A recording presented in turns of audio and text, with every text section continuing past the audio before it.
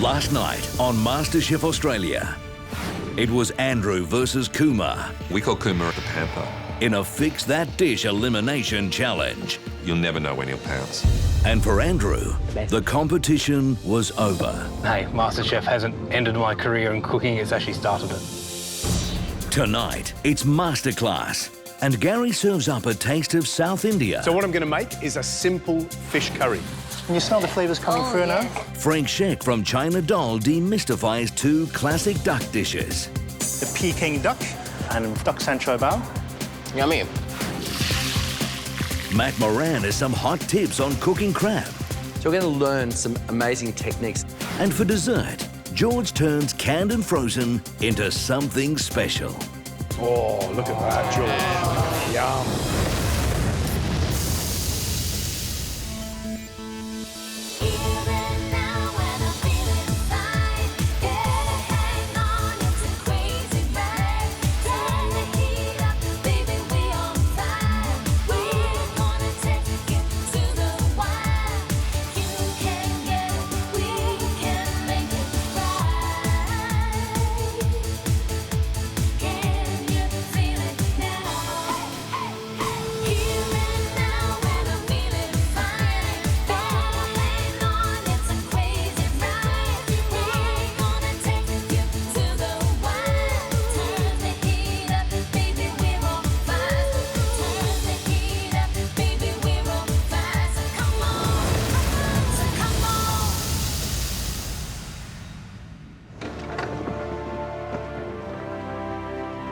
Today's masterclass, and it's the day that we get to learn something new, watch Gary and George at work, and hopefully pick up a few hints. Why I'm really here is to learn more about food and to learn more about how to cook it. I really love Masterclass because to me this is the most important day in my week. Welcome back to the MasterChef kitchen and welcome to this week's Masterclass. You've had a fabulous time, and I'll say that on your behalf, because Western Australia, the mines, the vines, Margaret River, the Bustleton Jetty, it doesn't get any better than that. Remember, Masterclass is a chance for you to sit back and relax now after your little trip away, to write down a few tips and tricks, pick up a recipe, and maybe deploy that, use that at some point in the competition. That may give you the edge. Each week we like to offer a couple of you a chance to spend some quality time with the country's top chefs in a private masterclass. This week's chef heads up a restaurant with some of the most amazing views in Sydney. He's the executive chef of Sydney's exquisite restaurant, China Doll. He is Frank Sheck. Frank takes traditional dishes from Asia and gives them a delicious modern twist. Oh, George, that's one of my favourite restaurants. Frank Sheck is amazing. Question is, who's going? The two lucky people that will be sending to this amazing masterclass are Kumar. Kumarnator, survive another week. And the next person we thought did an absolutely tremendous job in the mines, making amazing desserts, especially the brownie. Rachel, it's you. Thank you. Have fun, enjoy it. Say hello to Frank for us. Little takeaway, something. No worries. I am so thrilled to be chosen to go on a private masterclass with Frank Sheck. He's such an incredible chef. He's like the top in his field. First up in Masterclass, we're going to look back at this week's elimination, where Andrew and Kumar battled it out to fix a dish. That dish was a Masman curry. So Andrew and Kumar had to demonstrate how to deploy different flavours, different spices, different techniques to improve that Masman curry. So what I'm going to make is a simple fish curry, something that everybody should know how to make at home. And of course, this will transfer brilliantly into chicken, pork, and vegetables.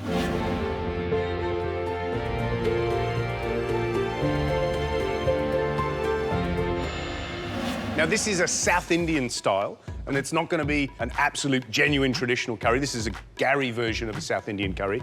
So we're going to cover three very important techniques. The first of which is about tempering spices, creating a balance of sweetness, acidity, sourness, spice, and of course salt, and making a simple flatbread. So the first step is going to be slicing and caramelizing onions. It's a one-pot wonder, and it's a quick one. It takes 20 to 30 minutes, really, in total cooking time, and that's why I love it. So we just slice the onions nice and finely. And then, George, what I might get you to do is make a paste with fresh ginger and some fresh turmeric. And then also, if we break this garlic, just peel very lightly. You can leave some of the skin on, and that's a whole head of garlic. So there's going to be about 6 to 8 cloves in there, depending on how big the garlic is. Leave it to me. This is tamarind, and tamarind is like a fibrous pod that hangs off a tree. It's got big seeds in it, and this is crucial in creating that sourness that you get in a lot of South Indian dishes. So we'll pop that tamarind pulp into the warm water, and then we'll end up with a tamarind water that we can use in the curry a little later. That'll give it some sourness. If you couldn't get the tamarind pod, could you just use a small amount of tamarind paste? Or... Yeah, absolutely. Yeah. The first building block of this curry is going to be the caramelised onions, but what's also important is about tempering these whole spices. So I've got some peanut oil. I'm going to pour that into a hot pan. We've got about 1/3 of a cup there. And then I'm going to start adding these spices, about a tablespoon of green cardamom pods. And I love the fact that I put these in whole because you get that delicious sort of sweetness from them. It's about 5 or 6 chilies. What we're going to do is temper those in the oil. Just blister them a little bit rather than reconstitute them. And then the flavour will leach out as the curry cooks. About 3 sticks of cinnamon. I've got about a tablespoon of whole cloves, about a tablespoon of roughly chopped mace. Everybody know what mace is? It's the husk of nutmeg. And it's very distinctive. There's nutmeg characteristics of that, but it's a lot milder as well. And about a tablespoon of fennel seeds. That's very typical of South Indian cuisine. And of course, that gives you that aniseed type flavour. We're looking for a blistering of the chilies. We're toasting those spices, tempering them, and releasing the flavour. And that smells amazing. Absolutely gorgeous, right? So now we're going to chuck in our onions. There's 3 of those, which are finely sliced. The spice in curry is not about chili. It's not about heat, all right? There's lots of complexity in there. Now, what I want to make sure is that I've got plenty of oil for those onions to stew down in, OK? So stew first and then start introducing some colour. And that's pretty crucial because the colour's going to give you sweetness, that caramelisation, so that's going to give you flavour. So they're going to take about 6 to 8 minutes to really start doing their thing. So we'll leave those, let them stew, and then, George, you're going to blend that ginger, garlic and turmeric paste? Yep. We've got a whole head of garlic that we've peeled. We've kept a little bit of the peel on there for that fibre. We've got the young ginger that we've peeled and the turmeric. 1/3 of a cup of water, and that goes into the blender. Lid goes on. You want it smooth? As you can, yeah. Looks beautiful, so fresh. It smells beautiful too. What I love about making a ginger garlic paste, you make ginger garlic paste with oil if you want, and then you can store it, you know, in the fridge. And I think it adds that lovely freshness. You get that kick and the heat from the ginger, and of course that dusky flavour from the turmeric. If you can't find fresh turmeric, can you add powdered turmeric? It's fine. And you'd add dried turmeric with the rest of the dry spices, not at that whole stage at the beginning. Okay. So as you can see, the onions are really starting to get nice and jammy and caramelised now. So those spices have well and truly toasted, releasing their aroma. We're getting different smells off this completely, which is lovely. Really, really delicious, making me salivate. So we've got a couple of dry spices that we're going to pop in. Got cumin and coriander. Now you can toast and grind these yourself in a pestle and mortar or a spice grinder. But as long as you're keeping spices fresh in your cupboards, and once you open them, you use them fairly quickly, so buy them in small packets, they should be still good. And if they smell beautiful and vibrant, then they're still good. But if they smell like sawdust, believe me, they'll taste like sawdust. So first in, a tablespoon of coriander. Next in, a tablespoon of cumin. And then I'm going to put in 1/4 of a teaspoon of the chilli powder. Even though I've got whole chilies in this already, this is just going to give it a slightly different flavour. It's a slightly hot chilli powder.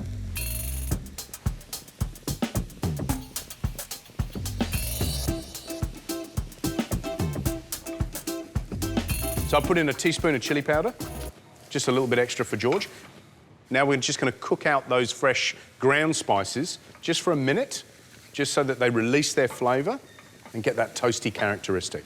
The reason it's important to cook those ground spices is so they're not grainy in the sauce and undercooked.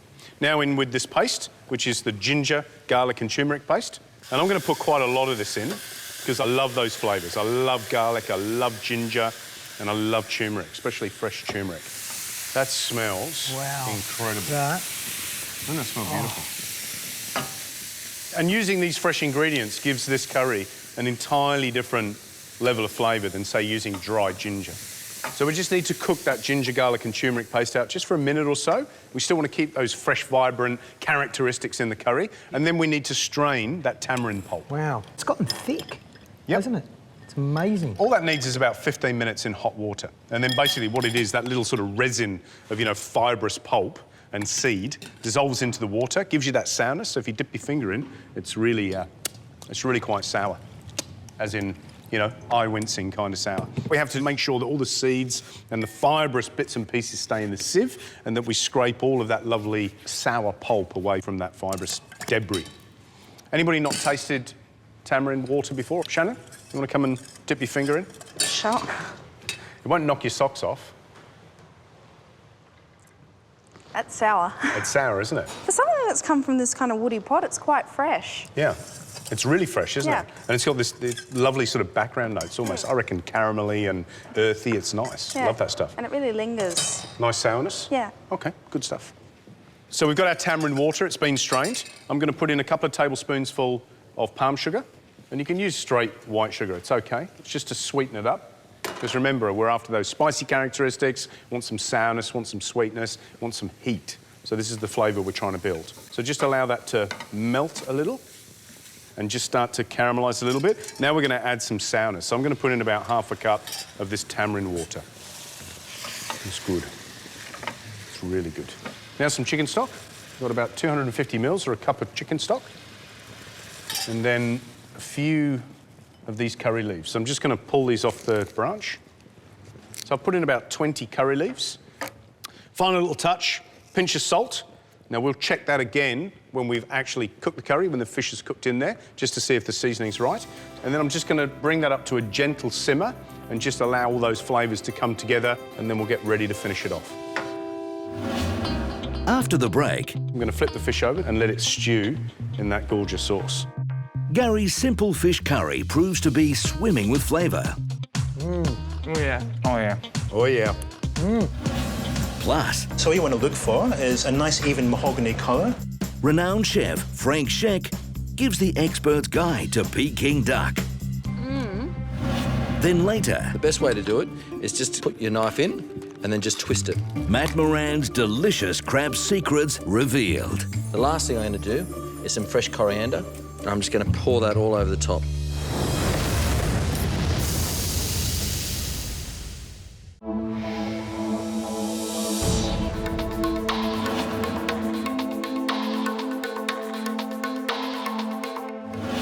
So we're making my simple fish curry, something that everybody should know how to make at home.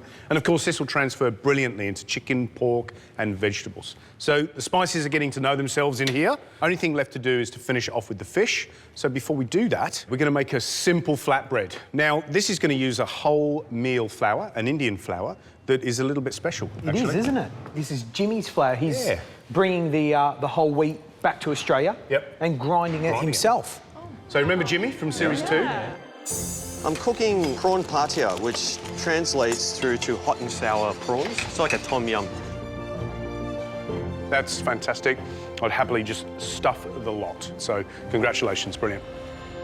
You talk about, you know, what's your inspiration? What are you going to do when you leave MasterChef? Of course, Jimmy's opening his restaurant, but he's also developing a number of products. Some curry spices, curry sauce, but also he's importing hard grain from northern India and making attar, which just translates to flour. And he's actually selling that through Coles. So I think that's pretty special. That's a big deal.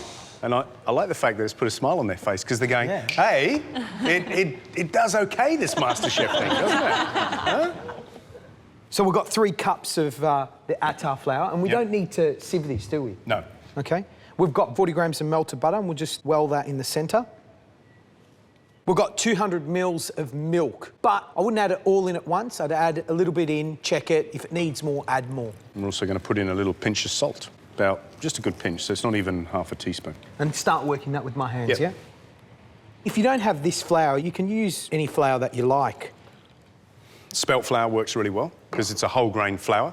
And if you use white flour, what you've got to realise is because it's highly processed, then it will absorb a lot more liquid. We're just trying to get this into a manageable ball so we can give it a good knead, get the gluten going, and then we're going to rest the dough before we pin it out to make bread. For something like a gluten-free option, would buckwheat flour work just as well? Yeah, remember that buckwheat's not going to absorb a lot of liquid, all right? That's going to be the key difference. You know, I've used wheat flour, which is not traditionally southern Indian. They don't grow a lot of wheat in the south of India. They grow rice. So they use rice flour for their breads. So there's lots of different options. Yeah. Well, that feels really good. It's come together. That's all you're looking for, a nice soft dough. Yeah. And don't forget, you know, you can use different liquids. You can use yogurt, for example. Gives it a nice texture and flavour.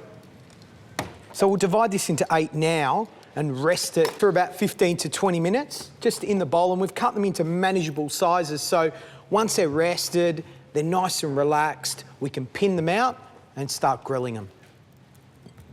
Beautiful. So pop that aside, leave that for 20 minutes. So this dough's been resting and you can feel it already. It feels so nice beautiful. and soft, doesn't it? It does actually change texture quite a lot because the butter seeps into the flour, the milk seeps into the flour, and it's a really important part of making bread. I'll roll that out, and then what we're going to do is we're going to pan fry these breads. So that's how easy they are to make. And we're going to pop some spice over the top. We've got some black sesame seeds, white sesame seeds, and also some fenugreek. And that fenugreek's got a really interesting flavour, hasn't it? It's a bit more earthy than, say, fennel seed. Yeah. It's sort of almost slightly curry-ish, a little bit of fennel flavour. It's nice, but it does have a bitterness to it, so you've got to be careful how much you use. Why do you think they called it fenugreek? I think somebody came up with the idea. It's probably Greek, actually. Yeah, and as Greeks invented everything from Christmas to war, politics. All right, so we'll just give this a little smash in the mortar and pestle to release that flavour.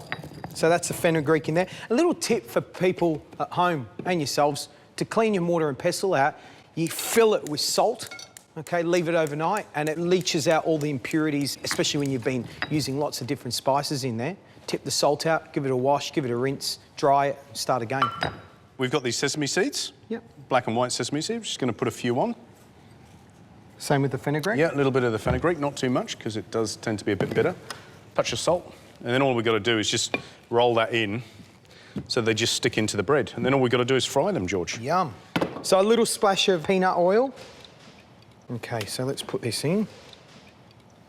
So seed side down, so it toasts those seeds and spices. Whatever I'm cooking, whatever I put face down into the pan is going to be the side that I'm going to present, because it's going into the pan at its cleanest possible state, so it's going to keep that presentation side clean. You can see that starting to bubble up, and I can see it's nice and golden brown, so I'm just going to flip that over. That looks beautiful, doesn't it? Yeah. A bit of tzatziki, some lamb, and you've got a great suva. Yeah. So that was 2 minutes on both sides, and it's cooked, ready to go. OK, so while George is cooking our flatbreads, we're going to finish off this curry. Now, this sauce has had plenty of time to cook out. It's been cooking now for about 15 to 20 minutes, and now we're going to add the fish, which is going to cook pretty quickly because we're going to cut it into small dice. Now, I need a volunteer to come up and help just clean these mussels. Who's going to be volunteering? Sun, would you like to come up and help clean the mussels? Yep. So what we're going to do is we're going to remove the beard. So we're just going to tease that out, all right? Otherwise, that's going to end up in your curry. Yeah. And obviously, what that little beard is how the mussel attaches itself to a rock or something, you know, like a pier pylon. And then the next thing we're going to do is just pop over to the sink. And then a little bit of wire wool. And then what I do is just scrub all those little bits of debris off the shell, because we don't want that in our sauce, which is quite important. All right? So just nice and clean like that. So we go from that to a nice clean mussel. So clean ones, dirty ones, off you go. My go. I love the fact that we managed to get somebody else to do the hard work for us. It's just like real life, really, isn't it? You don't really in the restaurants, just get somebody else to do it. Yeah, definitely. Thinking I got the She's glamorous not very job. fast, though, is she? Can't, Sun, let's go. Hurry up. Chop, chop. Have you cleaned mussels before? No. No, you never have? No, which that's is why I'm a bit excited about. Where's the... That's interesting. OK, Sun, you done? Looks like it. Yeah, good stuff. Thank you. So Sun's cleaned our beautiful mussels, ready to go. And then what we've got is this gorgeous piece of blue-eye trevally. You can use any fish, but the reason I like this is because it's really meaty, it's really dense. And what we're going to do is just cut some nice big chunks. Now, if you were to use chicken, for example, in this curry, then I would brown it before I cook the onions, take that out, and then make the sauce and then put it all back in. If you're using vegetables like pumpkin or potatoes or okra, then throw that in at this stage and cook it. So I've cut our nice pieces of fish into chunks, and then we're just going to pop that in the sauce, and then we're going to put a lid on and let it steam and stew in that gorgeous sauce. I'm going to flip the fish over so it's covered in the sauce, spoon it over the top, because I want all those flavours to go in. So gentle simmer, and then we're going to pop a lid on. And that's going to take about 3 minutes or so before I then put the mussels in. So total cooking time is going to be about 7 minutes with the fish and the mussels. So realistically, you could have that sauce made in a fridge, and as you need it, take it out. Yeah, it's a good base that you can make chicken curry from, and I think it'll freeze okay. It'll freeze well. So this fish has been cooking for about 3 minutes, so it's just starting to cook through. Now remember, it's quite meaty, so it will take a little bit of time. And then we're just going to pop our mussels in, all right? Now I'm going to serve this curry in the pot. That's why I'm being sort of a bit pedantic about popping these in. It's all about the one pot wonder with me, because I hate washing up. And then we're going to give that another 3 to 4 minutes until those mussels start to pop open under the steam. OK, so 3 minutes is up, mussels have cooked, and all of those beautiful little flavours have gone through the curry. All we've got to do now is a couple of little finishing touches. So I've got some lime for some more acidity, and we're going to put plenty of it in, because for me, this just adds that beautiful freshness. Yeah. So lime, and then we've got some more curry leaves, which I'm just going to pop in just for a bit of freshness at the end. Bit of chopped coriander, and then a touch of coconut cream. There's about looks wonderful. Half a cup in there, all right? And I'm not going to stir that all the way through. I'm just going to let that seep through. And then last little bit, I fried some onions, OK? So just those onions that we had before, I've just deep-fried those so they're crispy. You can buy deep-fried shallots in an Asian grocer, same as deep-fried nib garlic. Things like that just add nice texture and flavour. So I'm just going to pop a few of those onions on. Oh. And, of course, they'll give that nice sweet flavour, all right? A few coriander leaves, and I'm done. So there we have it, my simple fish curry. Delicious. Yum. So who wants to taste? Oh, way quicker. Yes, ooh, everyone. That's like a first. Hayden, Sun. Yes. And Matt. Come on, let's dig in. Sweet. Oh, you've done this before, haven't you, Hayden? Sure have. Oh, yeah. Oh, yeah. Oh, yeah. The tamarind in that is amazing. Going everywhere, but... I don't care. No. No. I think the tamarind and the lime actually makes it a lot fresher. It's really clean tasting. Like, it's just really fresh when you get it. It's just vibrant and zingy. It's got that sweetness and the acidity and the jamminess from the onions when you really caramelise those down at the start. It's just shining through as well with the freshness, so... Good stuff, so you like it? Yeah. I love it. Taste the lime, taste the tamarind, taste the fish, those caramelised onions, and then, of course, those individual spices, you know, the cumin, you know, the coriander. Look, he's sweating, look. Poor fella. Wow. It's actually not that hot. It's not. Like, it's not hot. If you don't want the chilies in, take them out. You'll still get the complexity of spice. So I wouldn't change that. I'd just sit there, enjoy all that, but have lots of towels around me. I love that. I think we better leave George just to carry on eating. Yeah. Thanks, guys. Thank you. Cheers. Thank you. Beautiful. How are those mussels, Hayden? They're really good. Can I lick your fingers? No. My top tips for a great curry. First of all, think about tempering the whole spices. That tempering, that releasing the flavour, the fragrance in hot oil is really important and adds a lovely dimension to a finished dish. Number 2, experiment with spices. It's not all about chili, it's not all about heat. There are thousands to choose from. And number 3, flatbread. Maybe try Jimmy's whole wheat flour, the attar. It's beautiful stuff, but you can use spelt, you can use wholemeal, you can use white flours. Choice is yours, but you will get a different result from each one. So I think the lesson here is to experiment with flavour, with acidity, with sweetness, and remember, one curry does not fit all. Next on Masterclass. Today we're going to be demystifying a Chinese classic. A Chinese emperor's favourite dish made simple. And later, George shows us a yummy twist to a summertime dessert. Who wants some?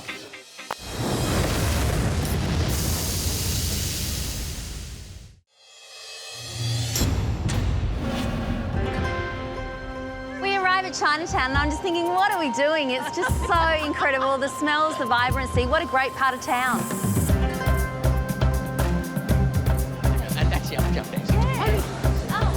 Hello, guys. Great to see you.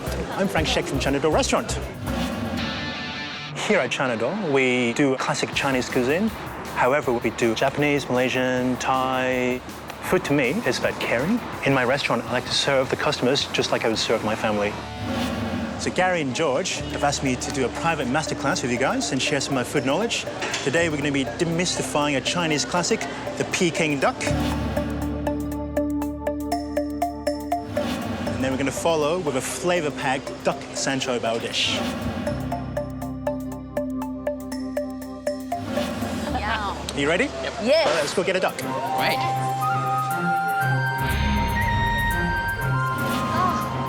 Oh, look at the ducks.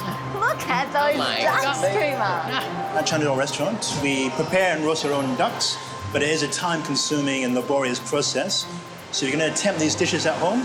Best thing to do is to buy it, take it home, and you save a lot of work. So what you want to look for is a nice, even mahogany color, which sort of suggests that he's been cooked evenly. You want to choose one with plump breast. I think this guy's our ticket, so I'm just going to pick him. Sounds good.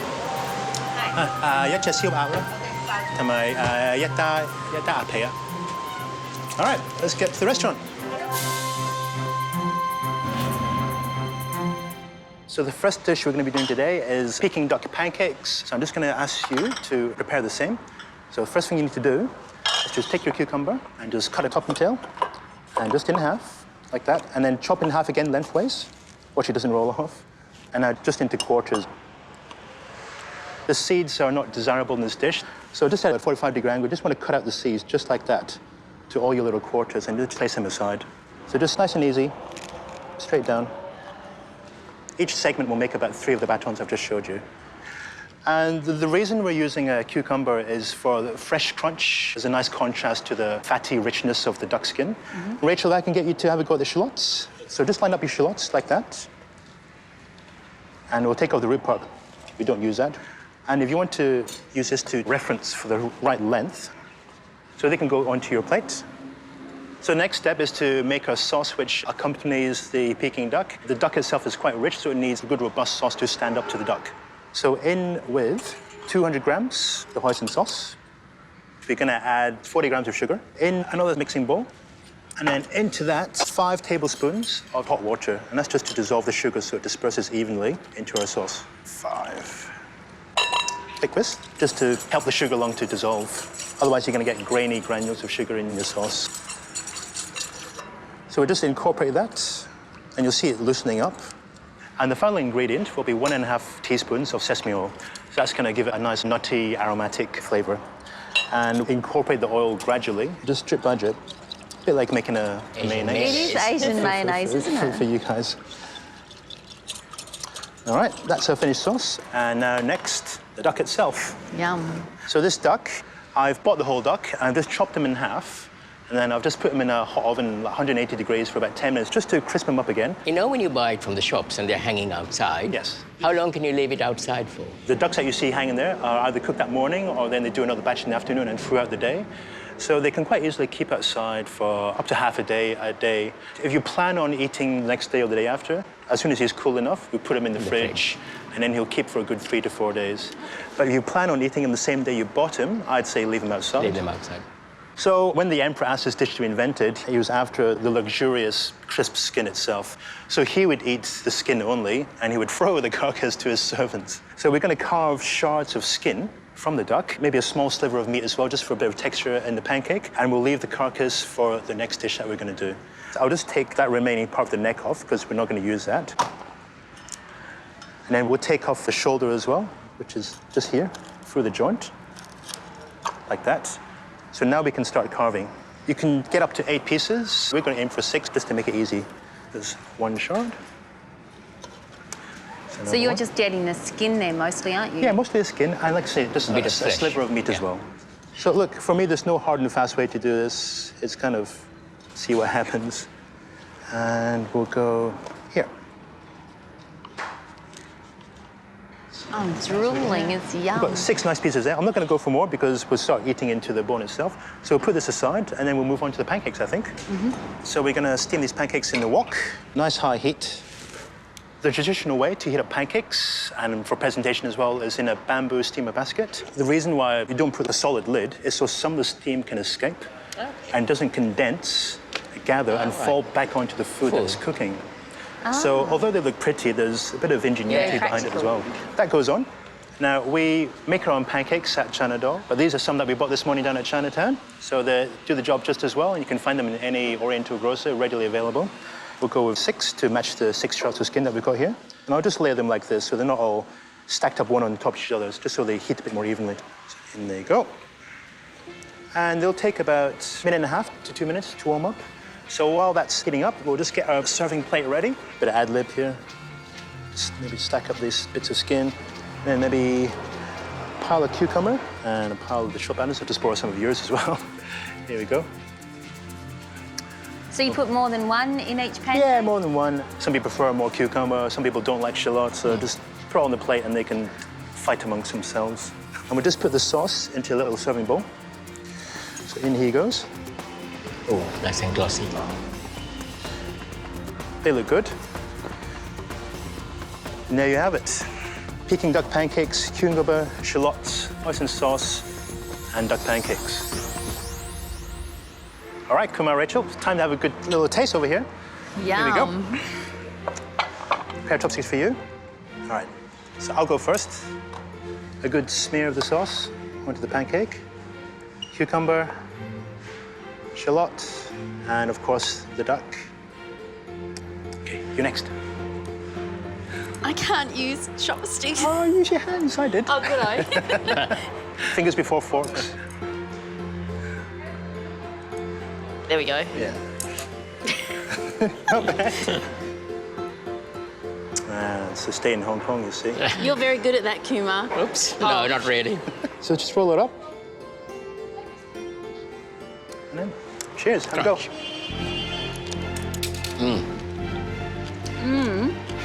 Yummy.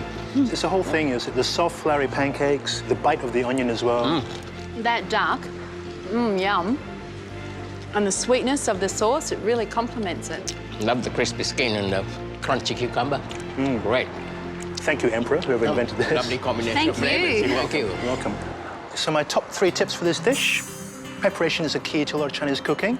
So you can actually pre-carve the skin and warm it back up under a moderate grill. The pancakes themselves are available through any Oriental grocers. They usually come frozen, so you can buy up and keep in the freezer and defrost as and when you need it. And for those who don't eat duck, this dish can easily be adapted for vegetarians. For example, instead of the duck, you could do nice big slices of meaty mushroom, which work really well with the hoisin sauce. But nothing beats that duck fat. This dish is over 800 years old, and you can't argue with that. No. When we return... I'll just toss that together. Can you smell the flavors coming through now? Lovely colours as well. Frank will wow you with a duck dish to die for.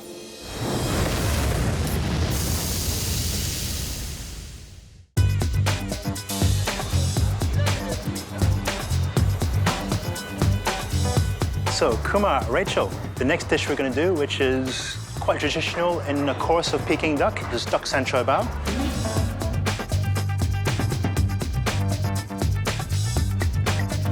So, San Choy Bow, choy means lettuce or vegetable in Chinese, and bao means to wrap. So these are like lettuce wraps in Chinese. And the way to prep these guys, you take a whole iceberg lettuce and you cut them off at the bottom and you soak the entire lettuce, submerge them in cold water, and what you'll find is the water weaves its way in between each layer of iceberg, and you can gently prise them apart. They come away quite easily that way. So these are about the right size that you want. Plenty of iceberg to the meat filling. We're just going to trim them up so they look nice and pretty. So all it is just a pair of kitchen scissors and just trim off any frilly bits around the outside, just like that. And that's pretty much what we serve at the restaurant. Looks nice, everything's uniform in shape, everyone gets the same one, there's no fighting. So the next stage is to take the meat off our duck carcass. This is fairly simple. You just take off the leg, just like that. And you can take the meat off quite easily with your hand. And then the duck breast itself, of course, that usually comes off in one nice big chunk. Now, ducks are by nature more kind of fatty birds than chickens, so not quite as plump as chicken. So the meat is a little bit less in ratio to a chicken, but what you do have is very substantial in flavor. So a little goes a long way. So what I'm going to do now is just dice this duck meat up so it's in the same kind of uniform shape as the vegetables that we've cut over there. This is something that you could do ahead of time as well. You could cut this up, have it in your fridge, pull it out when it's ready to go. How many servings would you get with half duck? Depends how hungry you are, This half duck will easily feed 4 people, maybe with some steamed veggies and some rice as well to complement the dish. So just diced like that. Because the duck is so fatty, you'd have to heat it again if you put it in the fridge, wouldn't you? It'd taste funny. You would have to heat it again. A lot of restaurants do serve duck cold, but I think just to get the juices flowing again, it's a good idea to at least take the fridge chill off the duck and not serve it straight from the fridge. The duck will release its juices a lot better and you'll have a better tasting dish by doing that. So just pop this into a little bowl over here. And then we're just going to make our sauce, which is going to season all the ingredients. It's going to give it the body and it's going to give it the taste. So first goes in 2 to 2.5 tablespoons of oyster sauce, 1 tablespoon of light soy, a tablespoon of castor sugar, and finally 1 teaspoon of sesame oil. A lot of Chinese food is about balance of flavors. So the oyster sauce is a savory component, the soy is salty, so you need a little bit of sugar just to round out the flavors, and you finish with the sesame oil just to give that nutty aromatic finish at the end. So I'm just going to whisk these guys together. And we're ready to cook. With a lot of Chinese cooking, a lot of the groundwork is in the preparation leading up to the actual dish itself, especially in the realm of stir fries. Stir fries, by nature, should only take a matter of minutes. You want to end up with a nice, crisp, crunchy finish to your dishes. So it's very important to have all your things prepared ahead of time. Is there a reason they're all the same size? Yes. You want to cook everything uniform so they cook, number 1, fast, and number 2, at the same rate as well. So you don't have some cooking fast, whereas some things don't cook. So yes, uniform cutting is important in this style of dish anyway. Now, with wok cooking, it is vitally important your wok is hot, that you heat your wok to the point of smoking. When the wok is that hot, the metal expands, it opens its pores and it takes in the oil, and there's less chance of food sticking. Fingers crossed. So final stage now, the actual cooking itself. So in with the oil. What oil are you using? This is vegetable oil, and we're going to put about 3 tablespoons in here. I'm going to get the mushrooms in first. These are shiitake mushrooms, about 3 tablespoons. Just want to get them in first to get a little bit of color. So they take about maybe 30 seconds or so, not too long because they're cut quite small. In next, we have 3 tablespoons of green beans. Again, from the green bean stage, about another 20 to 30 seconds or so. So the beans don't take very long at all because they're cut to such a small uniform shape. I think we're ready for the duck now. I'm just going to spread the mix across the surface of the wok. We want the duck to brown and get a bit of a caramelization of color. And what have you done with the peanuts? The peanuts, we blanch them really quickly in salt water, about 5 to 6 minutes. We then drain them, let them dry, and then we just fry them gently in oil. It just promotes even cooking peanut. If you do it straight from raw, you find you get a crispy peanut, but it's kind of soft and spongy on the inside. See the mushrooms taking on that nice color? So we're ready for the rest of the ingredients now. So in with 3 tablespoons of diced celery, 3 tablespoons of diced water chestnuts, about 3 tablespoons of chopped shallots, and finally the peanuts. And that's 3 tablespoons as well. So we just toss that to mix through, and now the finishing sauce. This is going to bring it all together and provide the seasoning. I'll just toss that together. Can you smell the flavors coming through now? Lovely colors as well. And that is ready. I wouldn't take it any further than that, otherwise the vegetables are just going to overcook. I'm going to take it off the heat and we'll get ready to serve. Got a little serving platter. In that filling goes. Now we've got a little garnish over here, just a bit of color, a bit of flavor too. Some chili jewels, and because we've taken the seeds out, it's not a fierce kick, it's more for color. And some coriander. That goes here, and our lettuce cups from before. And that's it. All right, come out, Rachel. Duck San Choy Bow. Ooh. I think it's one of the best I've ever made ever before, if you agree. So, the way to do it, hands on again, lettuce cup. Just spoon some of that filling into the cup. roll up, neat. That's for you, Rachel. Oh, thank you. You're an ex-comer, don't worry. For you, sir. Thank you. All right, cheers. Cheers. You can hear the fresh crunch. I think it's the duck, for me, is just the hero of this dish, and I really actually love the peanuts. Interesting touch, not very traditional. I think it's the combination of all the various textures, the crunch and the sweetness of the duck with the sauce. Yes. And Everything's kind of in beautiful. harmony. Yeah. And it's kind of rounded off by the lettuce, crunch. Yeah, that's great. It's lovely. Thank you. So here are my top 3 tips for duck San Choy Bow. Preparation and mise en place is key. Have everything ready, be organized, have everything ready to hand to make your dish. Cut all your vegetables to the uniform size so they all cook evenly in the wok. And you don't have to confine yourself to the vegetables I've used. Anything crunchy will work well in this dish as well. Snow peas, asparagus, whatever you've got in the pantry will work equally well in this dish. Thank you so much, Frank. To learn how to cook from such a talented chef as yourself has been an incredible experience. Thank you, Rachel. Thank you from me as well. This has been fantastic. I really enjoyed this. I hope you've gained something from this, and I wish you the best of luck in the competition as well. Thank you. Kumar. Thanks ever so much. Thank you, Rachel. Thank you, Frank. All the best. Thank you. Thank you. What a day.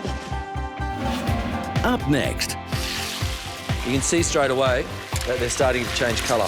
Matt Moran makes a blue swimmer that'll make you green with envy. It's so sweet. Isn't it? How delicious. And later, George shows his sweet side. Oh, look at that, George. Yum.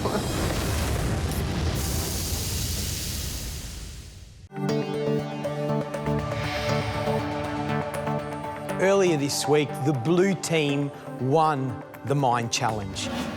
And for winning that, we threw you guys into the vines of Margaret River and gave you some of the best produce Western Australia has to offer. In the end, there could only be one winner in that invention test. It was a close one, but Jay, you produced the most beautiful dish, a garden of Marin. Well done, buddy. Cheers. So we thought we'd look at another tasty protein from WA, and this time, Matt Moran will be coming up with that recipe.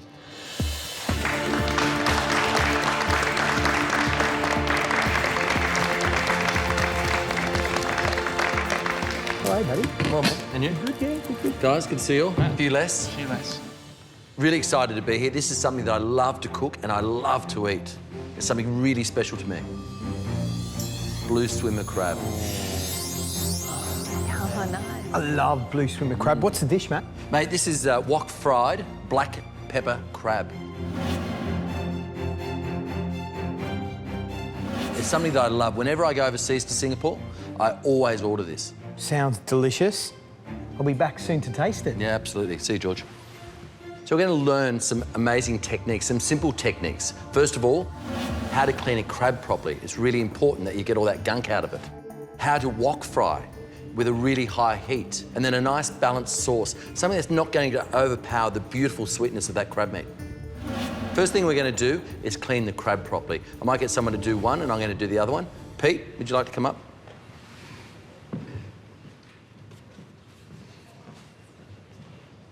Hey. See you, Pete. You too. The reason why I've got you up here is that I know when you were in WA, you had the king crab. I did.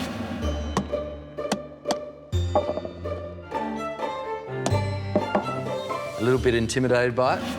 It was much bigger than this, and there was quite a lot of wrestling to do. All right, well, I'm going to show you how to do this properly, and I'm sure you won't be intimidated by a crab anymore. Okay. Most importantly, nice fresh crabs. You don't want to be able to smell that horrible, seafoody smell. They've basically got to smell like the ocean. And you can look at that now. It's really nice, firm shell. It's really important when you buy crabs. So what we're going to do first is just break off all the limbs from the body itself. They may look small, but there's lots of nice, juicy meat in there. You can break it off at the end and suck it all out. There's nothing better.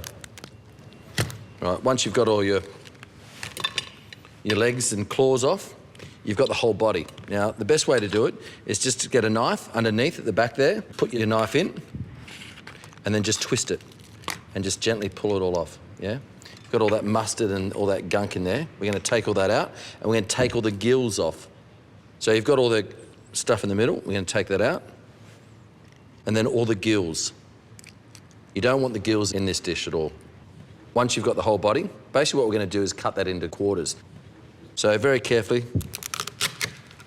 just cut it into quarters. Put it back. And what we're going to do, we're going to clean all this out, not because you can eat the shell, it actually looks really nice for a presentation at the end. So Pete, if you want to try your crab. Just on the top of it, and you just flick it. It's just like opening a bottle, that's it. And you can see when Peter's cleaning this now, you know, there's all this water and moisture coming out of the crab, and that means that's basically salt water coming out. So these are really, really fresh. All right, thanks, Peter. You can wash your hands now and you can go and sit back down. All right, guys, what we're going to do first with the wok is we're actually going to cook our crab to about 50 or 60%. Then we're going to take the crab out, we're going to make the sauce. So the first ingredient to go into the wok is the oil. Now, basically, you want enough oil to, when you're cooking, it actually coats all the crab. So we've got 2 crabs there, so you're going to need quite a bit of oil. So I'd say about half a cup of oil. The most important thing now is to make sure it's hot before you add your crab. So you virtually want to be able to see some smoke coming off your oil. What type of oil is your preferred oil for this dish? You want to use a neutral oil. You would never use an extra virgin olive oil. You know, it's just too strong in flavour. You'd want to use a vegetable oil or a grapeseed oil, something that's quite neutral. Guys, can you see some smoke coming off that now? Yeah. All right, so we're going to start to cook our crab.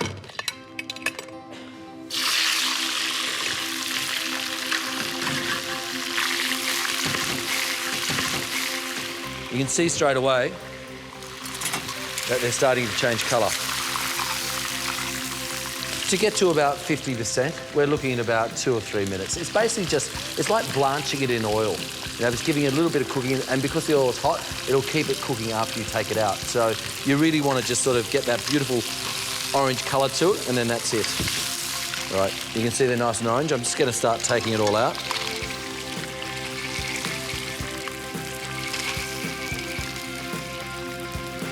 As you can see, guys, there's still little bits and pieces of crab in there, but that's fine because that's going to become part of the sauce. So the crab is cooked to 50%. All we have to do now is make the sauce and present it. When we come back... Now, remember, it's got to go fast and furious. The reason being, it's really hot oil. Matt Moran's tips and tricks for making and eating crab. Whenever you go to a good Chinese restaurant, make sure you don't get too dressed up. Oh, it's flying.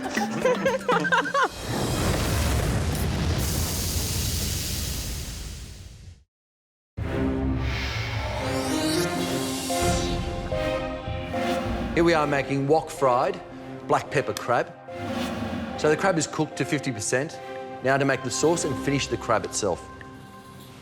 There's 2 tablespoons of black peppercorns. They're the first things that go in, just so they soften up a little bit in the oil. 4 cloves of sliced garlic, really finely. You've got 1 large chilli that we've just sliced nice and fine. Now, remember, I said before, it's got to go fast and furious. The reason being, you don't want it to sit there and you don't want it to turn black. It's really hot oil, yeah? So it cooks really quickly. So here we have some soy, 4 tablespoons. Some oyster sauce, 2 tablespoons. 1 teaspoon of sugar.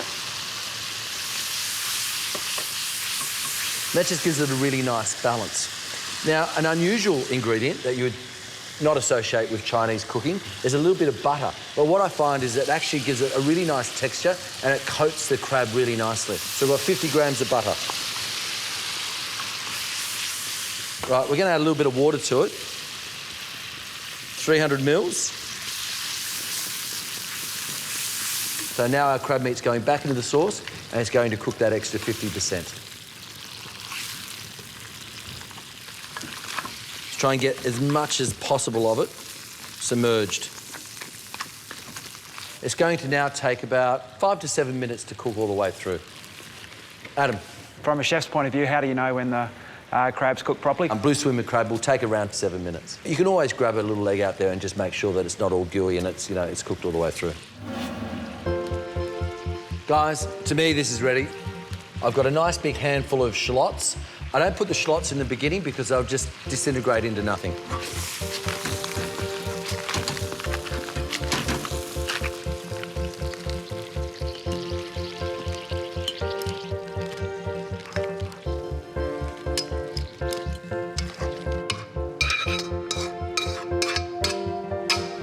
The last thing I'm going to do is some fresh coriander.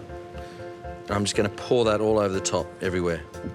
So, guys, there we have it, our wok-fried black pepper crab.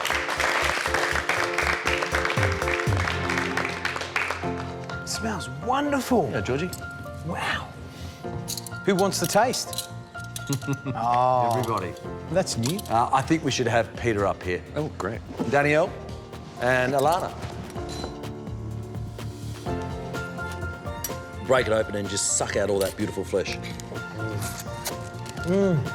Oh. There's a lot of meat. Beautiful juice in there. There's a lot of meat. Guys, could you imagine if we're sitting in my restaurant now, the mess that you'd be making on the table? It's flying. How are you going there? I'm making a lot of mess here, but I'm having fun and really enjoying all the different flavours. Danielle? Well, you can taste each component individually, which is really good. And for some really strong flavours that are in there, it's still quite light. And particularly when you get into the nippers and the crab meat that's been protected, it's still really, really sweet. It's something that I've always learned whenever you go to a good Chinese restaurant, is make sure you don't get too dressed up. Because you're always going to make a mess of it. Take a bib.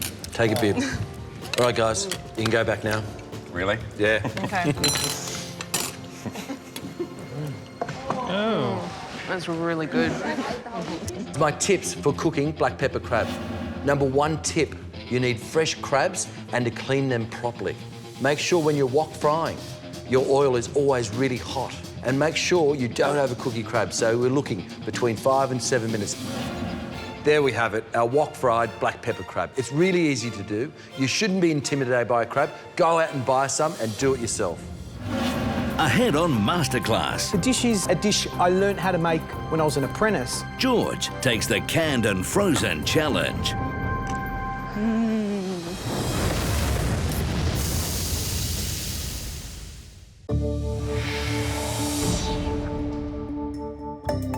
This week we threw you guys a doozy. You had an invention test, not many rules, but when you walked into that pantry, I think you're all surprised. You had to cook with frozen and canned food only. No doubt about it, canned and frozen, that is a difficult challenge. So I thought I'd set myself that challenge for one day only. The dish is a dish I learnt how to make when I was an apprentice. It's called summer pudding with caramel ripple ice cream.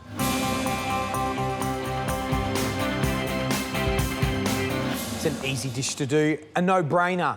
A few little techniques and you'll create a wonderful dessert. First up, we're going to make the filling for the summer pudding. With frozen berries, if you want to use some to present on the plate, it's important to pull them out while they're frozen and place them straight onto some paper towel. And what that's going to do is keep their shape, because as they're defrosting, they're falling onto each other and they're bruising. A lot of you were struggling with that during the challenge, that they were mushing up. So just leave them on there and they'll just defrost and then you can use them. So we've got blueberries, strawberries, blackberries and cherries.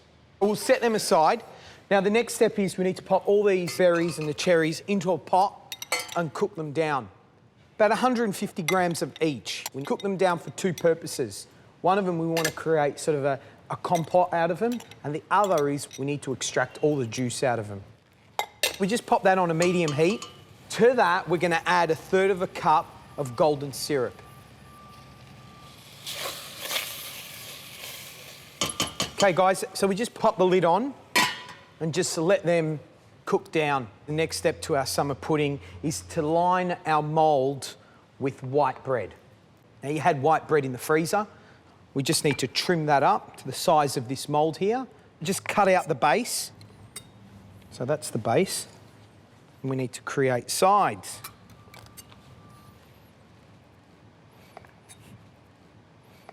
Now we'll just cut the lid. Right, our puzzle's pretty much laid out in terms of all the bread and its sides and its top. The next step is we need to soak this in the liquid from the berries to make it really delicious and look fabulous as well. All of our berries have been simmering for about 5 to 7 minutes. You can tell from the viscosity of those bubbles that it's ready. The syrup's starting to tighten up. So what I want to do at this point here, I'm going to strain them through this sieve here, and then pop them in here. We'll set it aside to cool down, ready to put into our summer pudding. So our berries are cooked, ready to be stuffed into the summer pudding. Our liquid's nice and cool. Our bread's been cut out. The next step is to soak our bread and put it into our mould. So to do that, I've got the old rubber gloves. The worst thing is when you're a chef and then you go out and see guests and you got, you know, beetroot fingers, and I think it's important to keep nice and clean and tidy. So we're just going to give our mould a little light spray so the actual summer pudding can tip out. First step is the top of the summer pudding, so we're just going to soak that. And you can actually feel the bread, it's soaking up all that juice and expanding, and that's really what we want. Okay. Next bit is the sides. You know, I laugh about this dessert, but they're classics, and you need to know these things. Okay, our sides are in. Next step is to put our berries into our lined pudding. Make sure you just get a mixture of all. We don't want one person getting all cherries. All right, then at this point, tray, because you're going to get a little bit of juice coming out the sides. We take our lid. Lid goes on. What we've got here aren't cool mints. These are baker's weights. They use these to blind bake tarts with. We've just filled that into the same size ramekin that we've actually made the summer pudding in, and we're just going to pop that on the top to weigh it down. We'll leave that in the fridge for half an hour, and that's going to set beautifully. But it's always best, if you've got the opportunity, leave it in the fridge overnight and serve it the next day. Next up, we're going to make caramel ripple ice cream. We're going to make the caramel that's going to get swirled through the ice cream. So we've got 395 grams of condensed milk into a pot. Well, maybe 390. 2 tablespoons of golden syrup. Gas goes on, sort of a medium heat. We're going to set our timer for 10 minutes, and we're just going to stir this for 10 minutes. And this is going to turn into caramel. Shannon, did you try and make this in the canned and frozen challenge? Yeah. I wasn't stirring it constantly, and eventually I had to just put everything else aside and just stand there and watch it. If you had 2 hours, you could just take this whole can, pop it into a pot of simmering water and pull it out, and you'll have the most amazing caramel. But you didn't have that. So this is a cheat's way, yeah? Now, we've got 4 minutes to go on the timer, and this is an important process. We need to add some cream. Now, I've got 3/4 cup of reduced fat cream from a can. And that's just going to make this caramel really rich and creamy and help it not crystallise. And Shannon, that's the problem you had. Yes. Right, guys, that's 10 minutes. And that's perfect. Beautiful caramel sauce. Now, I'm happy with that, but I just want a pinch of salt. That's really super sweet. And a little bit of salt just going to cut through it and make it even more delicious. Shannon, do you want to taste? Sure do. Come up.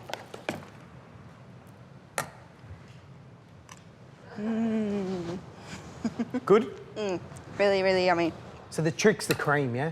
As you were trying to cook it out, because the milk, they take away all the water from it, it's crystallising before it turns into caramel. I was so close, but so far away. Thank you. Now that we set aside, and we're just going to mix that through some vanilla bean ice cream. Okay, so our vanilla bean ice cream looks good, doesn't it? Yeah. Our caramel sauce.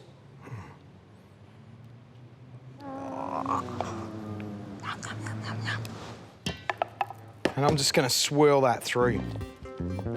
Anyone hungry? Yep.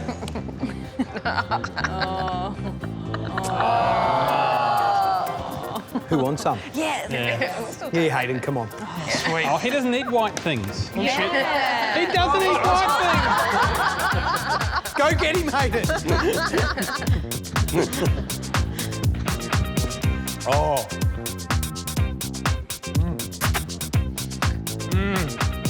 Can I come on the set now? That's beautiful. Oh, that is good. Take it away with you. It's good, isn't it? Sorry, Real I couldn't good. resist it, George. I could hear you coming. I know. George, no! Yeah, give us a little bit. Still to come, Let's plate this baby up. George unveils his summer berry pudding. That's really good. I could happily eat all of that. It's definitely better than my grandma's.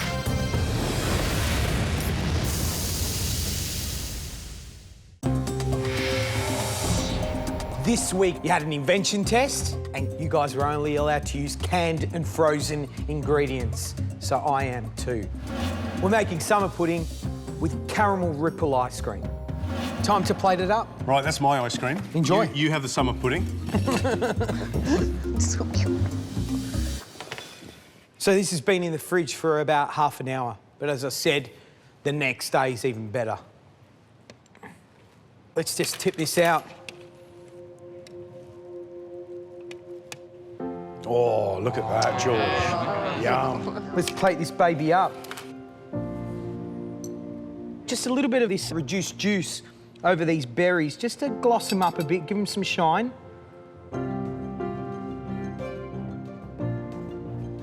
Time to quenelle. A warm spoon, not too hot.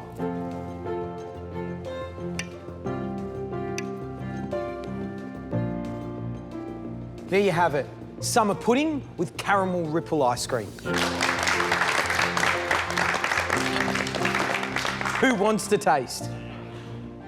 Craig, Shannon, and Michael at the back. That's for me. Thank you, sir. Guys, what are you waiting for? Dig in. Oh.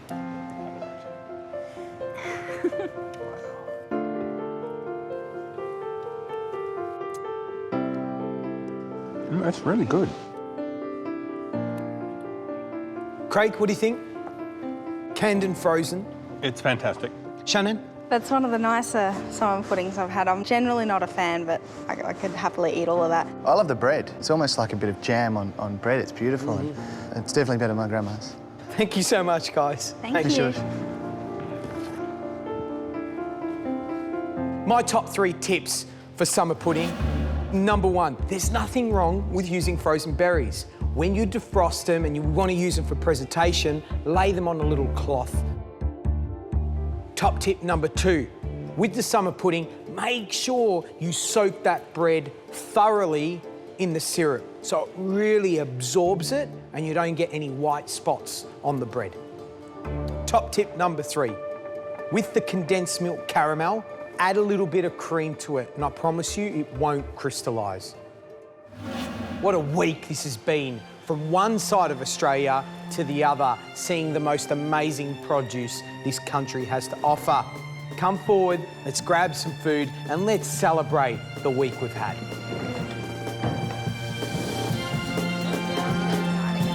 Wow, look at this. I wouldn't mind some seafood. Pass that down to Jay, please. Jay? Woo! Party, party! Attention, just a little bit of attention. But I want you to take a moment just to remind yourselves why you came into this competition. What's the dream? To open a restaurant of my own. Dream. Work in the kitchen. Dream. Become a chef. Dream. Travel and culture and food all in one. Ali? Becoming a chef. Good girl. I want you to think about it. I want you to hold on to it because as much as we're all friends here, somebody's got to win. The question is it going to be you? Here's to MasterChef. Cheers, everyone. Chin chin. And the top 18. Yeah. Well done, guys. On next week's Masterclass, we're off to Malaysia, where 2 lucky contestants rendezvous with the legendary Rick Stein I think you're in for a real treat. and the larger-than-life Chef Juan. Rick, move over. It's my show. But first, on Sunday night, This week we start with a super invention test. and there's a twist that shocks every contestant. What? Everyone is really confused. No! What is going on? Some will rise to the challenge, Wow, lots of simmering, steaming, stirring. but some will struggle. I'm freaking out. Are you all right? No. Are you all right? What a competition this is.